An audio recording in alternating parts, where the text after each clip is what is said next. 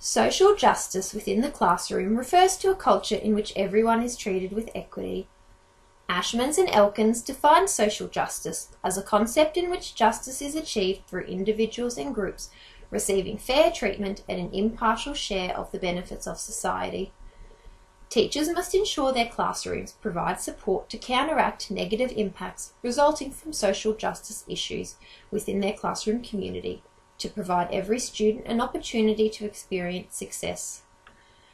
Parental literacy levels can potentially impact on a student's own academic ability through a lack of early literacy experiences, as well as a lack of support in the home once a student begins schooling. Students living in homes with low literacy levels present a social justice issue, as students who are being disadvantaged by their parents' literacy levels need additional support within the classroom to address this issue. The presentation aims to explore the impact that low literacy levels have on students, their success in education, and actions that can be taken by classroom teachers to meet the needs of these learners. Addressing social justice issues such as the impacts of low parental literacy levels on education is important for teachers, as the impact of such issues reflect in the teacher's ability to undertake their professional duties. Parents who are unable to support education at home lead to disadvantages that are detrimental to students' learning and therefore the teacher's ability to teach. By taking steps to minimise these disadvantages, teachers will be improving student outcomes while also meeting the requirements of the Australian Institute for Teaching and School Leadership's Professional Standards for Teachers through Standard 1, Knowing Students and How They Learn. In 2006, the Adult Literacy and Life Skills Survey found that around 46% of Australian adults between the ages of 15 to 75 had literacy levels considered to be below the required level needed to meet the demands of society. These levels are significant, as features of a literacy-rich home environment relates positively with the emergence of early literacy skills. Children who have had experiences and interactions with early literacy in the home results in a socialisation into a literacy-valuing world. Parents who have low levels of literacy may be unable to foster this environment due to an inability to support literacy development or a lessened sense of value being placed on literacy development. The impact on such circumstances can impact not only on a child's exposure to early literacy, but also ongoing family support with schooling and homework. Two key factors found to be related to very low literacy levels include not completing education up to Year 12 and speaking English as a second language, with 83% of the adults with literacy levels below what is needed to participate in society being made up from these two groups. For this reason, the plan that I will implement will have a particular focus on this demographic in order to support the widest range of students from different contexts. Many programs are being created to support families such as these, particularly in respect to refugees or immigrants who are learning English as a second language. These programs are not always viewed favourably. For example, critics feel that family literacy programs had too much of an emphasis on school-like skills and had little relevance to the people's real-world experiences. The argument was that research was based on the assumptions that non-English speaking families provided literacy-impoverished environments at home, that the process of literacy acquisition was transferable only from the parent to the child, and that success was determined through a parent's ability to provide support in school-like activities. It is well established that collaboration between schools and home environments are beneficial to students who are learning English as a second language. Parental involvement in schooling for ESL students has been found to increase attendance, improve graduation rates, and foster positive attitudes towards learning. Similarly, parents who feel confident and included in the school environment are more engaged with helping with homework and monitoring academic achievement, resulting in better student performance.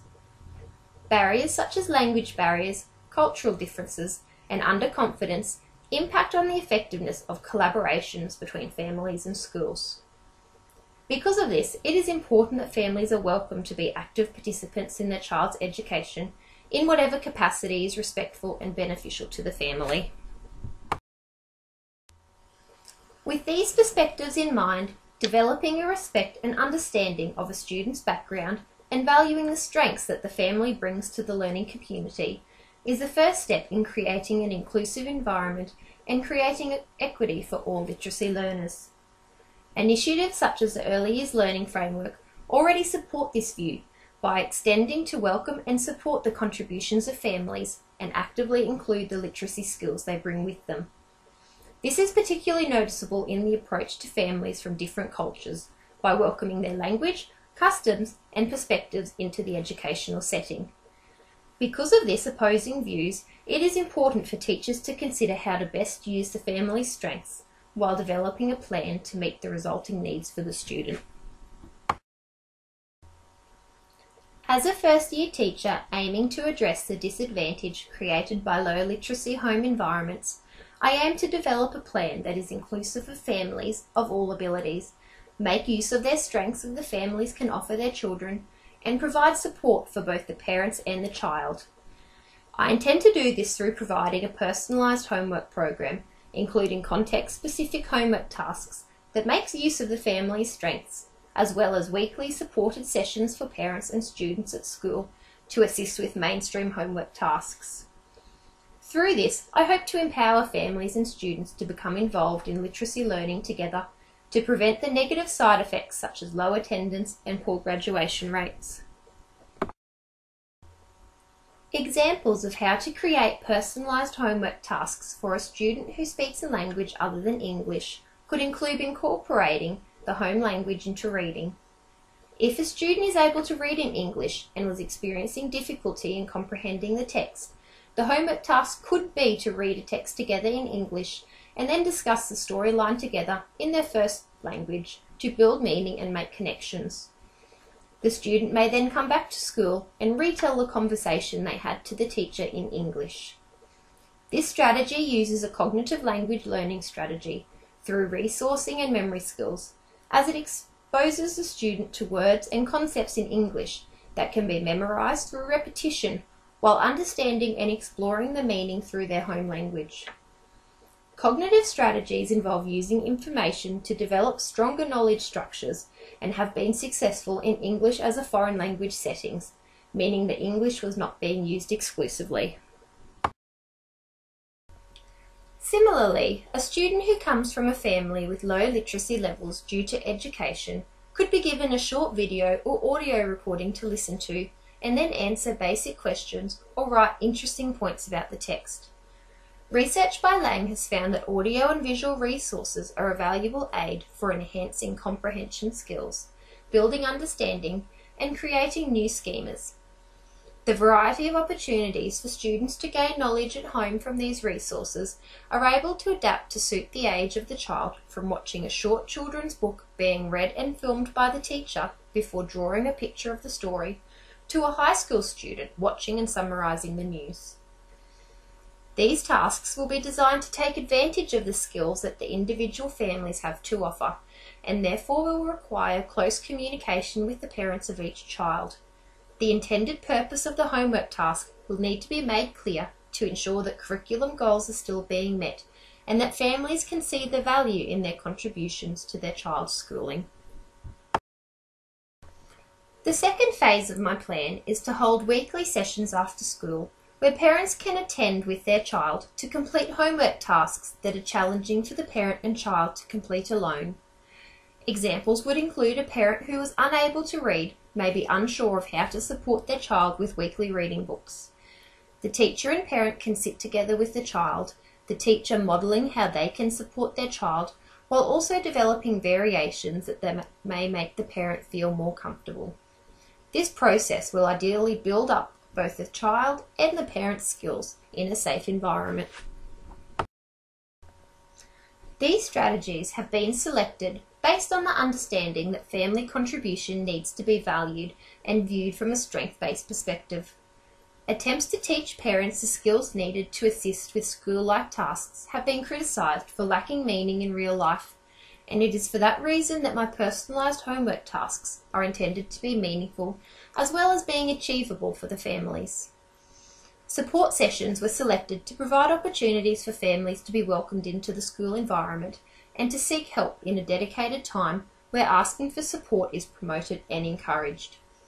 I also made the decision for parents to be present during these sessions to promote the inclusion of parents in their child's education, rather than it being seen as an opportunity for the child to get their homework done without their parents' input.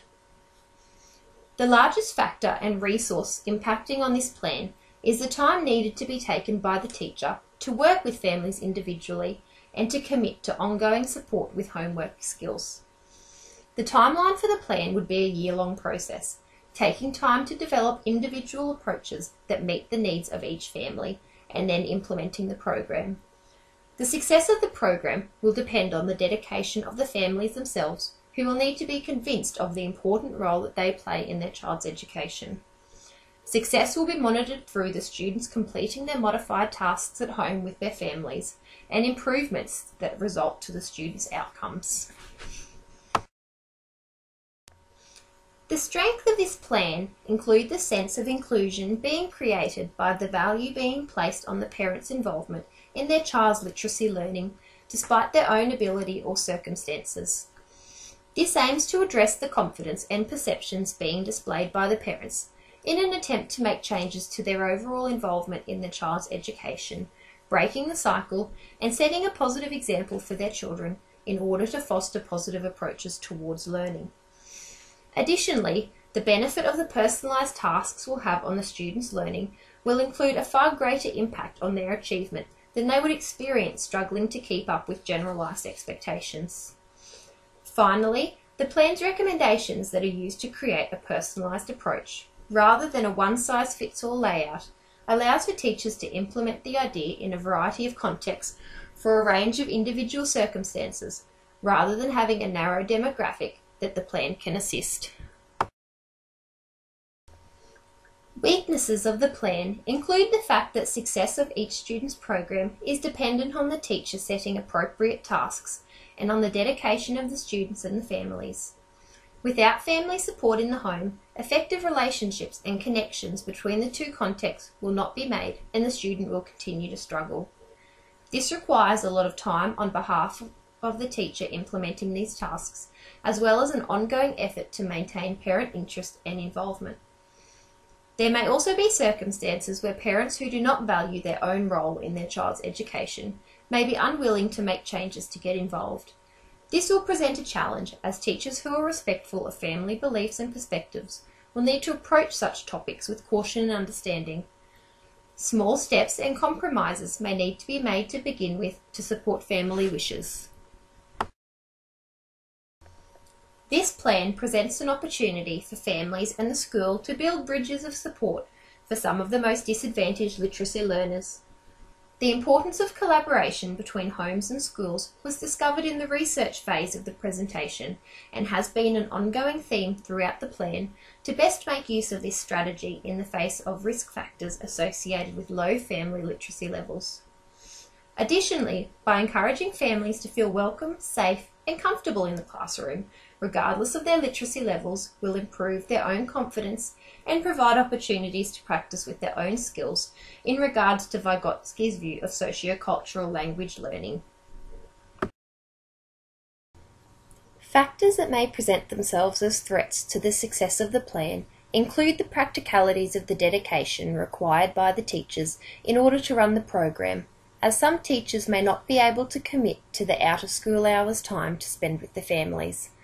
Another threat may be a school environment that is perceived as unwelcoming or judgmental of parents with poor academic skills, possibly due to academics being highly valued by the school. This can result in families feeling intimidated and reluctant to get involved despite teachers' best attempts.